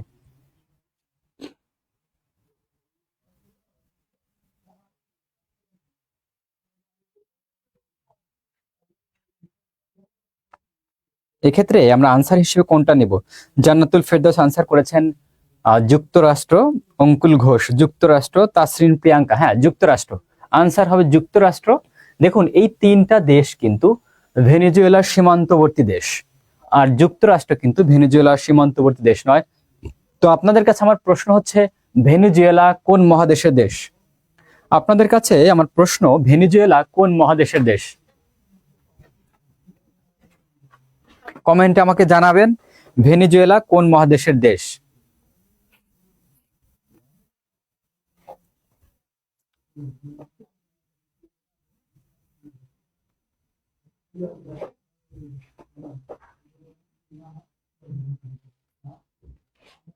MD Mahmud Koli Rubel, thank you 14 D answer করার জন্য। তানভীর চৌধুরী, থ্যাংক ইউ সঠিক উত্তর প্রদান করার জন্য। M Imran Hossain, thank you 14 D. Troyee Palmoni, thank you. Brishti Mistri যুক্তরাষ্ট্র আনসার করার জন্য ধন্যবাদ। আপনারা যারাই আনসার করেছেন সবার উত্তর সঠিক হয়েছে। অবশ্যই আপনাদের টাইমলাইনে আজকে ক্লাসটা শেয়ার দিবেন। শেষের দিকে আমরা একদম ক্লাসের শেষের দিকে চলে আসছি। তারপরে যতটুকু আলোচনা আপনাদের শুভাকাঙ্ক্ষীরা দেখতে পারেন, শুনতে পারেন, সেটাই আসলে ওনাদের জন্য এই মুহূর্তে অনেক উপকার হবে, যেহেতু 9 তারিখে প্রাইমারির পরীক্ষা আছে।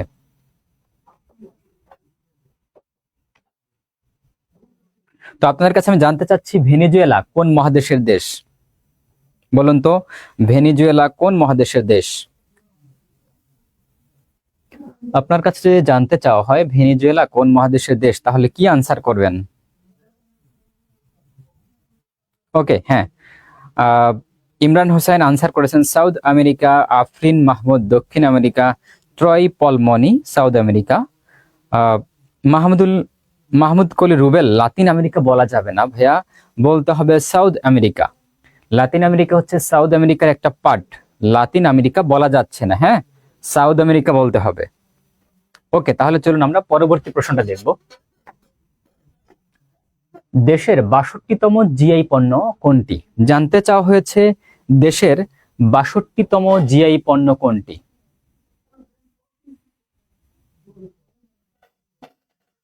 জান্নাতুল ফেরদাউস, থ্যাংক ইউ দক্ষিণ আমেরিকা, হ্যাঁ ঠিক আছে।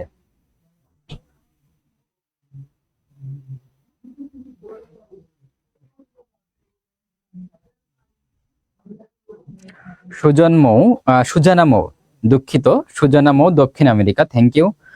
উম্মে সুমাইয়া, আপনি অলরেডি 15 নম্বর প্রশ্ন উত্তর করেছেন, ধন্যবাদ আপনাকে রেসপন্স করার জন্য। শেষের দিকে অনেকে যুক্ত হয়েছেন আমার সাথে, আপনাদের প্রতি অনুরোধ থাকবে আপনি যারা শেষের দিকে যুক্ত হয়েছেন অবশ্যই আপনার টাইমলাইনে আজকে ক্লাসটি শেয়ার দিয়ে রাখবেন, যাতে পরবর্তীতে আপনি নিজেও চাইলে দেখতে পারেন।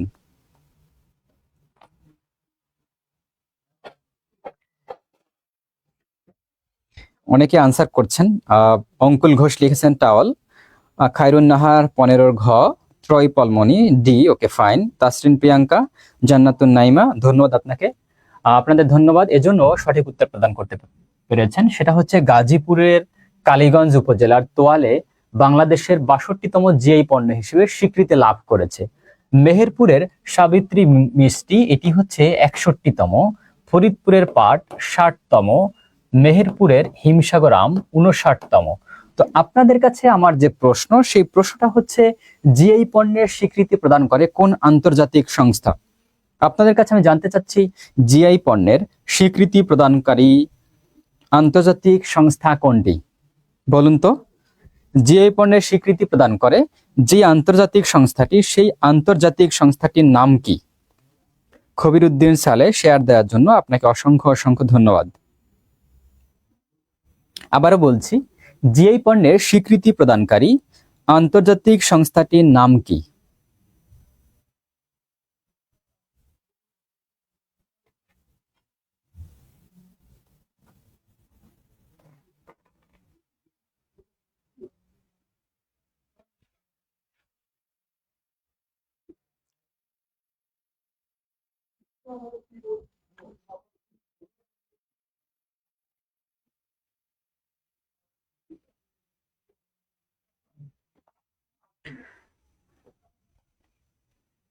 স্বপ্ন আনসার করেছেন উইপো, ফাইন। নবদেব আচার্য, প্রাইমারির জন্য জিকে কিছু ইম্পর্টেন্ট বলতেন ভালো হতো। জান্নাতুন নাইমা, উইপো, থ্যাংক ইউ। ইমরান হোসাইন, উইপো। আর নবদেব আচার্য, আসলে এই মুহূর্তে এই অল্প সময়ের মধ্যে আমি আপনাকে যদি কোনো সাজেশন দেই, তাহলে আপনি এতদিন ধরে যা পড়াশোনা করেছেন আপনি কিছুটা ডিটাচ হয়ে যেতে পারেন। তো এই মুহূর্তে আপনার কোনো সাজেশন নেওয়ার দরকার নেই। আপনাদের হাতে যদি মিনিমাম 10 থেকে 15 দিন সময় থাকতো, আমি একটা আউটলাইন দিয়ে দিতাম। আমি আমাদের স্টুডেন্টদের অনেকেই আউটলাইন দিয়েছি 10-15 দিন আগে, সেটা হচ্ছে অনলাইন এবং অফলাইনে। তো এই মুহূর্তে যেহেতু আপনাদের হাতে একদমই সময় কম আছে, মানে মাঝখানে 1-2 দিন আছে, তো আপনি যতটুকু পড়াশোনা করেছেন ততটুকুই দেখেন। মিনিমাম 1 সপ্তাহ থাকলেও আমি আপনাকে কিছু সাজেশন দিতাম। এখন দিলে আপনার লাভ অপেক্ষা লস হবে। দেখা যাবে যে আমি কোনো একটা টপিক বলবো, সেই টপিকটা হয়তো আপনার পড়া হয়নি, তখন আপনি ঘাবড়ে যাবেন, আপনার মধ্যে আসলে কিছু দুশ্চিন্তা কাজ করবে। তো আমি এই মুহূর্তে আপনাকে বিপদে ফেলতে চাই না, যে কারণে আমি কোনো সাজেশন দিচ্ছি না, যেহেতু সময়টা খারাপ। মানে খারাপ বলতে বোঝাচ্ছে এটা, আমি এমন কোনো সাজেশন আপনাকে দিয়ে বিভ্রান্ত করবো না যেটার জন্য আপনাকে আবারও খুব বেশি প্রেশার নিয়ে টেবিলে বসতে হবে। আপনি রিল্যাক্সে থাকুন, যা কিছু পড়াশোনা করেছেন সেগুলো যতটুকু পারেন চোখ বুলান, ইনশাল্লাহ ভালো কিছু হবে। ওকে, হ্যাঁ, উইপো, যে পণ্যের স্বীকৃতি প্রদানকারী আন্তর্জাতিক সংস্থা হচ্ছে উইপো। থ্যাংক ইউ সকলকে যারা চেষ্টা করেছেন এবং সঠিক উত্তর দিয়েছেন, সকলকে ধন্যবাদ।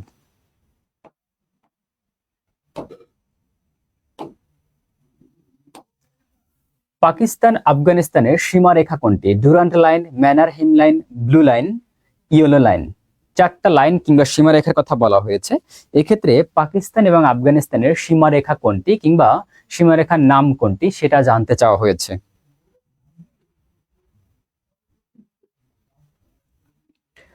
ত্রৈপল আনসার করেছিলেন উইপো, থ্যাংক ইউ। মাহমুদ কলি রুবেল, উইপো, থ্যাংক ইউ। আফরিন মাহমুদ, উইপো, ধন্যবাদ। জান্নাত স্মৃতি, থ্যাংক ইউ উইপো আনসার করার জন্য। স্বপ্না, হ্যাঁ। চলুন আমরা পরবর্তী প্রশ্নটা দেখি। নাম্বার 16, পাকিস্তান আফগানিস্তানের সীমারেখার নাম কি? জান্নাতুল ফেরদৌস আনসার করেছেন, স্বপ্না আনসার করেছেন 16 কা ডুরান্ট লাইন। ইয়েলো লাইনটা কি আসলে? দেখুন, সম্প্রতি গাজায়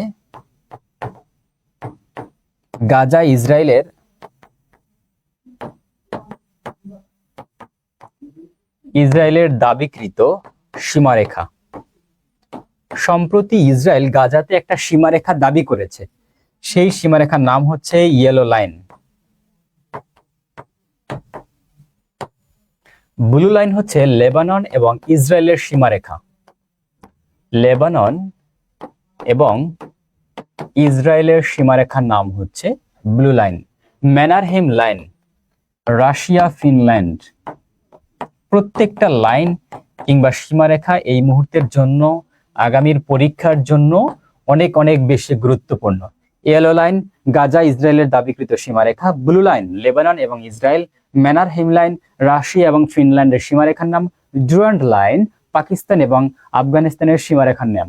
দেখুন, পাকিস্তান এবং আফগানিস্তানের সীমারেখার একটা ক্রসিং আছে। সীমারেখা যেখানে ক্রস করা হয় সেই ক্রসিংটার নাম হচ্ছে তেরহাম। পাকিস্তান এবং আফগানিস্তানের সীমারেখা ক্রসিং এর নাম হচ্ছে তেরহাম।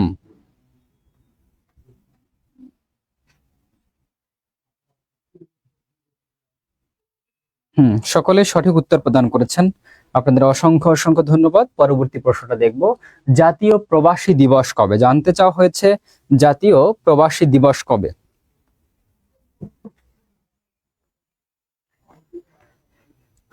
নাম্বার 17, জাতীয় প্রবাসী দিবস কবে? 9 December, 10 December, 18 December, 20 December. Answer কি হবে আপনারা চেষ্টা করুন।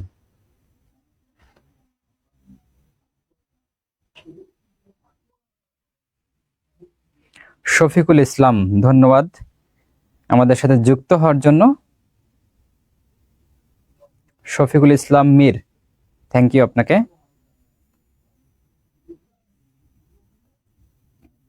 যারা শেষের দিকে আসছেন, অনেক বেশি সময় হয়নি আমাদের সাথে যুক্ত হয়েছেন, তারা আপনার টাইম লাইনে ক্লাসটা শেয়ার দিয়ে রাখতে পারেন, তাহলে পরবর্তীতে আপনার আলোচনাটা দেখতে পারবেন।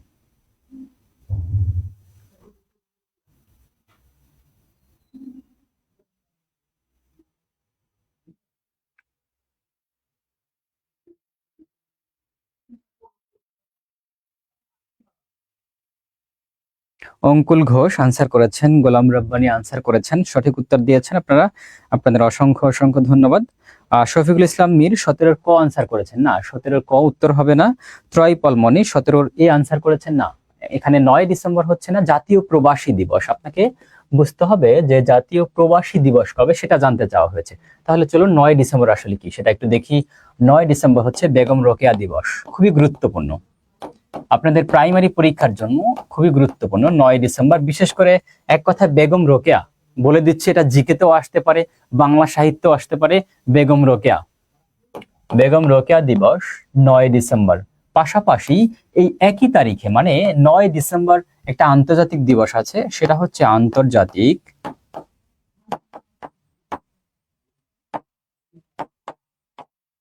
দুর্নীতি প্রতিরোধ দিবস।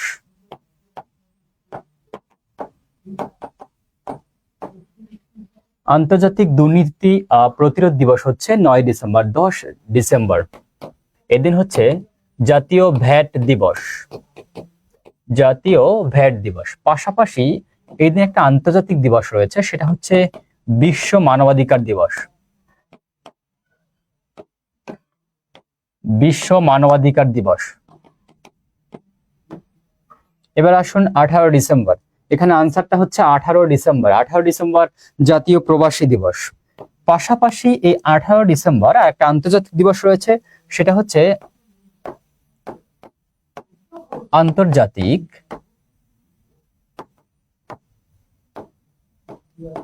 অভিবাসী দিবস, আন্তর্জাতিক অভিবাসী দিবস 20 ডিসেম্বর।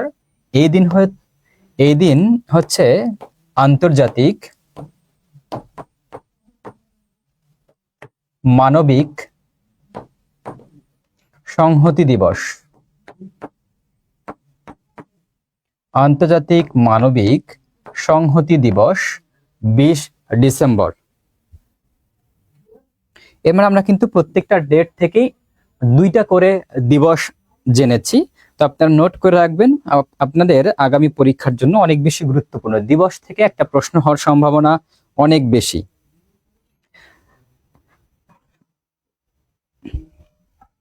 শেষের দিকে যুক্ত হয়ে শেয়ার দিয়েছেন গোলাম রব্বানী, আপনাকে অসংখ্য অসংখ্য ধন্যবাদ। আফসানা আঞ্জুম লিজা শেষের দিকে হলেও যুক্ত হয়ে আমাদের সাথে রেসপন্স করার জন্য আপনাকে ধন্যবাদ। আপনি আনসার করেছিলেন 20 ডিসেম্বর, না এটা 20 ডিসেম্বর হবে না, জাতীয় প্রবাসী দিবস।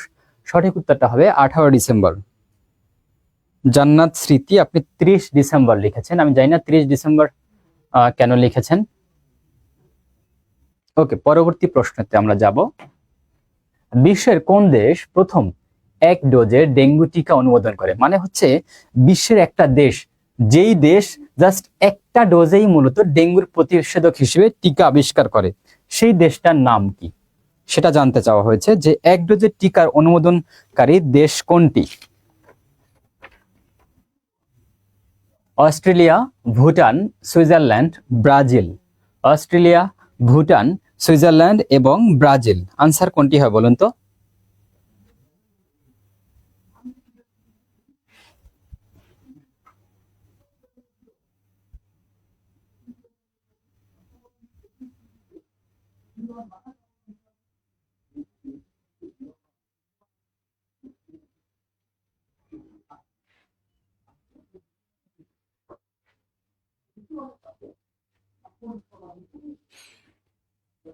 Afsana Anjum Liza, thank you share দেওয়ার জন্য। আপনি আনসার করেছেন ব্রাজিল।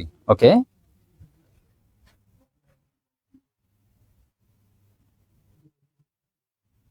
খবিরউদ্দিন সালে আপনি আনসার করেছেন ব্রাজিল, থ্যাংক ইউ।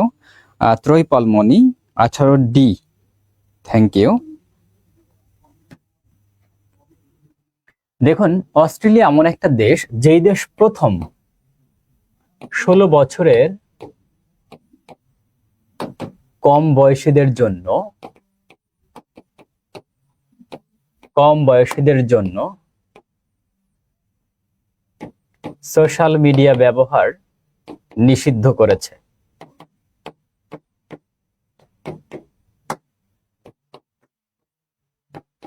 প্রথম দেশ হিসেবে সোশ্যাল মিডিয়া ব্যবহার, বিশেষ করে 16 বছরের কম যারা এই আইনটা পাশ করেছে কিংবা নিষিদ্ধ করেছে সেটা হচ্ছে অস্ট্রেলিয়া।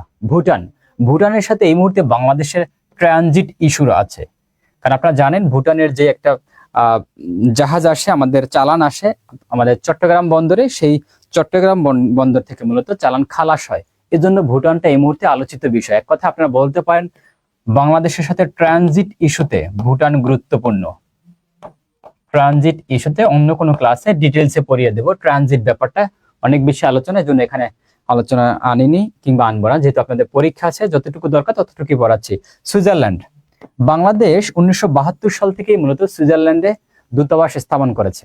বাট সুইজারল্যান্ডের জেনেভাতে ওই দূতাবাস, কিন্তু সুইজারল্যান্ডের বার্নে বাংলাদেশ সম্প্রতি নতুন আর একটা দূতাবাস স্থাপন করতে যাচ্ছে। নতুন দূতাবাস স্থাপন করতে চাচ্ছে সুইজারল্যান্ডের বার্ন শহরে, মানে রাজধানীতে। সুইজারল্যান্ডের বার্ন শহরে বাংলাদেশ নতুন আরো একটি দূতাবাস স্থাপন করতে যাচ্ছে। এবার আসুন ব্রাজিল। হ্যাঁ, এখানে আনসারটা হচ্ছে ব্রাজিল, যে দেশটা ডেঙ্গুর জন্য 1 ডোজের টিকার অনুমোদন করে। সুমন শেখ, ধন্যবাদ শেষের দিকে হলো আমাদের সাথে যুক্ত হওয়ার জন্য। Mahiya Mahi, thank you 18D সঠিক উত্তর প্রদান করার জন্য। যারা শেষের দিকে যুক্ত হয়েছেন আপনি চাইলে আপনার টাইমলাইনে আজকে ক্লাসটি শেয়ার দিয়ে রেখে দিতে পারেন পরবর্তীতে দেখার জন্য।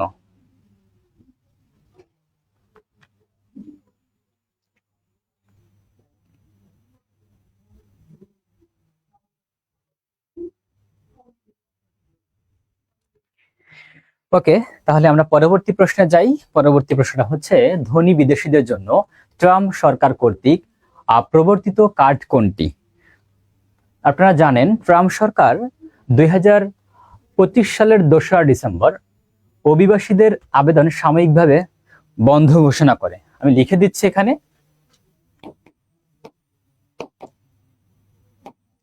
অভিবাসীদের আবেদন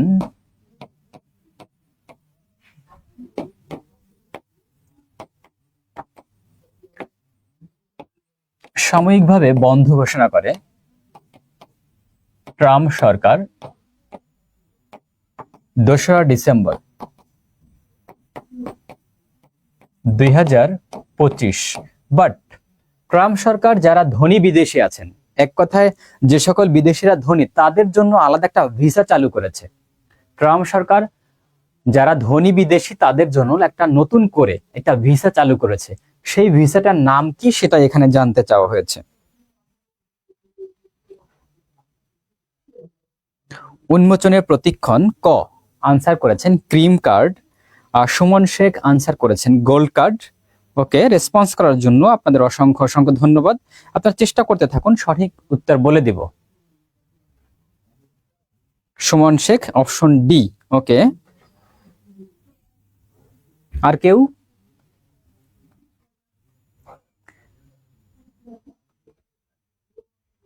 দেখুন, ট্রাম্প সরকার 2025 সালের শেষের দিকে, বিশেষ করে 10 ডিসেম্বর, এক্সাক্ট ডেটটা হচ্ছে 10 ডিসেম্বর 2025, এই দিন ধনী যারা, যে সকল বিদেশিরা ধনী, তাদের জন্য একটা স্পেশাল ভিসা চালু করেছে। সেই ভিসাটার নাম কি? আমরা মূলত এই 4টা অপশনের মধ্যে থেকেই সেই ভিসার নামটা খুঁজে বের করব। আফসানা লিখেছেন gold card. Khairun Nahar 19D, that means gold card.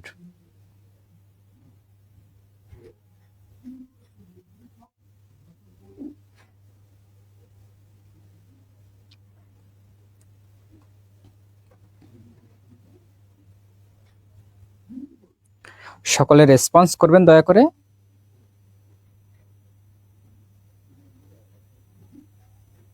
অনেকে আমার সাথে যুক্ত আছেন, দয়া করে রেসপন্স করবেন।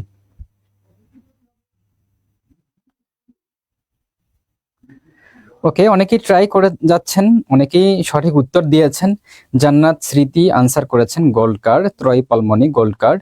ওকে, হ্যাঁ, এটা আনসার হবে গোল্ড কার্ড। ট্রাম্প সরকার, এটার ফুল নামটা যদি আপনারা জানতে চান তাহলে ফুল নামটা হচ্ছে দা ট্রাম্প গোল্ড কার্ড। এই ভিসাটার নাম হচ্ছে দ্য ট্রাম্প গোল্ড কার্ড। এটা চালু করা হয় 2025 সালে 10 ডিসেম্বর। কাদের জন্য চালু করা হয়? ধনী বিদেশিদের জন্য চালু করা হয়।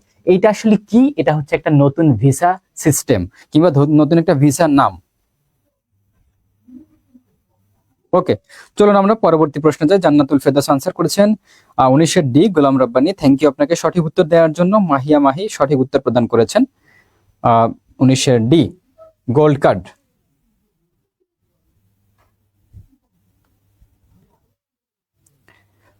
আজকের আলোচনার সর্বশেষ অংশ, সেটা হচ্ছে বিশ্বে ধান উৎপাদনে বাংলাদেশ কততম অবস্থানে রয়েছে? দ্বিতীয়, তৃতীয়, পঞ্চম, অষ্টম। আবার বলছি, বিশ্বে ধান উৎপাদনে বাংলাদেশের অবস্থান কত? তাসরিন প্রিয়াঙ্কা, আফরিন জাহান লিপা, আপনি খুব সম্ভবত শেষের দিকে এসে আমাদের সাথে যুক্ত হয়েছেন। ধন্যবাদ এবং স্বাগতম আপনাকে আমাদের সাথে যুক্ত হওয়ার জন্য, এবং সঠিক উত্তর দিয়েছিলেন এজন্য আবারও ধন্যবাদ জানাচ্ছি।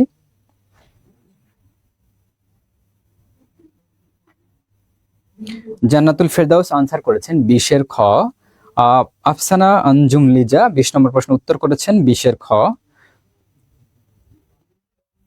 দেখুন, মাথা পিছু চাল ভোগে, মানে এক কথা ভাত খাওয়ায়। মাথা পিছু চাল আমরা ভোগ করি, মানে খাই, খরচ করি। এই দিক থেকে চিন্তা করলে বাংলাদেশের অবস্থান হচ্ছে বিশ্বের দ্বিতীয়। চিন্তা করে দেখেন বাংলাদেশ কতটা বেশি ভাত প্রিয়, মানে ভাত খাই বেশি, বুঝতে পেরেছেন? এই যে আমরা ভাত খাই 3 বেলার জায়গায় 4 বেলা 5 বেলা, ওটাই আসলে বিশ্ব পরিসংখ্যান করে বের করেছে ফাও। এই রিপোর্টটা কিন্তু ফাও এর, যে মাথা পিছু চাল ভোগে বাংলাদেশের অবস্থান হচ্ছে দ্বিতীয়। তৃতীয় হচ্ছে বিশ্বে ধান উৎপাদনে বাংলাদেশের অবস্থান তৃতীয়। বিশ্বে গম আমদানিতে বাংলাদেশের অবস্থান পঞ্চম। প্রত্যেকটাই কিন্তু বাংলাদেশের তথ্য। গম আমদানিতে বাংলাদেশের অবস্থান হচ্ছে পঞ্চম। চা ও মৎস্য উৎপাদনে বাংলাদেশের অবস্থান হচ্ছে অষ্টম। ইনফরমেশন গুলো লিখে রাখুন। প্রত্যেকটা ইনফরমেশন আপনাদের পরীক্ষার জন্য অনেক অনেক বেশি গুরুত্বপূর্ণ, অনেক বেশি গুরুত্বপূর্ণ। দেখুন, যারা ছুটি দিতে আসছেন তাদের প্রতি আমার রিকোয়েস্ট থাকবে, আপনি চাইলে আপনার যদি প্রয়োজন মনে হয় কিংবা প্রয়োজন মনে করে থাকেন, আপনার টাইম লাইনে আজকে ক্লাসটা শেয়ার দিয়ে রাখতে পারেন। তাহলে আপনার সুযোগ মতো আপনি আপনার ক্লাসটা দেখতে পারেন। আশা করি উপকৃত হবেন। এখানে আমরা 20টা প্রশ্ন আলোচনা করেছি। যারা আমার সাথে যুক্ত ছিলেন শুরু থেকেই আপনারা জানেন 20টা প্রশ্ন আলোচনা করেছি। 20টা প্রশ্নের সাথে 4টা করে অপশন ছিল। দ্যাট মিনস 80টা অপশন ছিল। 80টা। আমি চেষ্টা করেছি একটা দুইটা প্রশ্ন বাদে বাকি সবগুলো প্রশ্নের অপশনের ব্যাখ্যা দেওয়ার। এর মানে আপনি কিন্তু এখানে 20টা প্রশ্ন পাননি, আপনি এখানে 20টা প্রশ্নের 20টা ইনফরমেশন পাননি, আপনি মিনিমাম এখানে 70 কিংবা 70টা প্রশ্ন পেয়েছেন। এখানে 20টা প্রশ্ন নয়, এখানে হচ্ছে মিনিমাম 70টা প্রশ্ন। তো 70টা প্রশ্ন যদি আপনি ব্যাখ্যা সব পড়তে পারেন, আমি মনে করি আপনাদের প্রাইমারি পরীক্ষা কিছু হলেও এখানে কমন পড়বে। তো এখানে যারা যুক্ত ছিলেন শুরুতেই এবং যারা এখন পর্যন্ত যুক্ত আছেন, পাশাপাশি শেষের দিকে যারা যুক্ত হয়েছেন, সকলের প্রতি কৃতজ্ঞতা রাখছি, ধন্যবাদ জানাচ্ছি, শুভেচ্ছা জানাচ্ছি, অভিনন্দন জানাচ্ছি। এবং আপনারা যারা 9 তারিখ পরীক্ষা দেবেন, আপনাদের হ্যাঁ জান্নাতুন নাইমা, ধন্যবাদ আপনাকে। আফসানা লিখেছেন শেয়ার করে রেখেছি, ক্লাস শেষে দেখে নেবেন। হ্যাঁ অবশ্যই দেখে নেবেন। আফসানা আঞ্জুম লিজা, আরেকবার প্রশ্নটা বুঝিয়ে দিব। হ্যাঁ অবশ্যই প্রশ্ন বুঝিয়ে দিচ্ছি। বিশ্বে ধান উৎপাদনে বাংলাদেশের অবস্থান কত সেটা জানতে চাওয়া হয়েছে। দেখুন, এখানে দ্বিতীয় অবস্থানে রয়েছে মাথা পিছু চাল ভোগে। বাংলাদেশ বিশ্বে মাথা পিছু চাল ভোগে দ্বিতীয় অবস্থানে রয়েছে। বিশ্বে ধান উৎপাদনে তৃতীয় অবস্থানে রয়েছে এবং গম আমদানিতে বিশ্বে বাংলাদেশ অবস্থান পঞ্চম এবং চা ও মৎস্য উৎপাদনে বাংলাদেশ অবস্থান অষ্টম। আমি জানি না আপনি কোনটা বুঝতে চাচ্ছেন।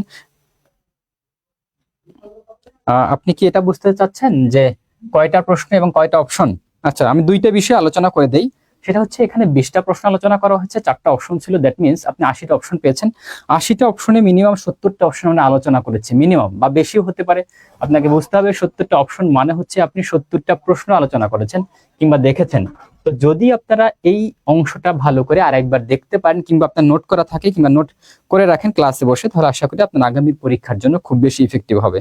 তো আজকে আপনাদের আর সময় নষ্ট করব না, যারা যুক্ত ছিলেন সকলকে অসংখ্য অসংখ্য ধন্যবাদ জানিয়ে আজকের মতো শেষ করছি। সকলের জন্য শুভকামনা রইল। আল্লাহ হাফেজ।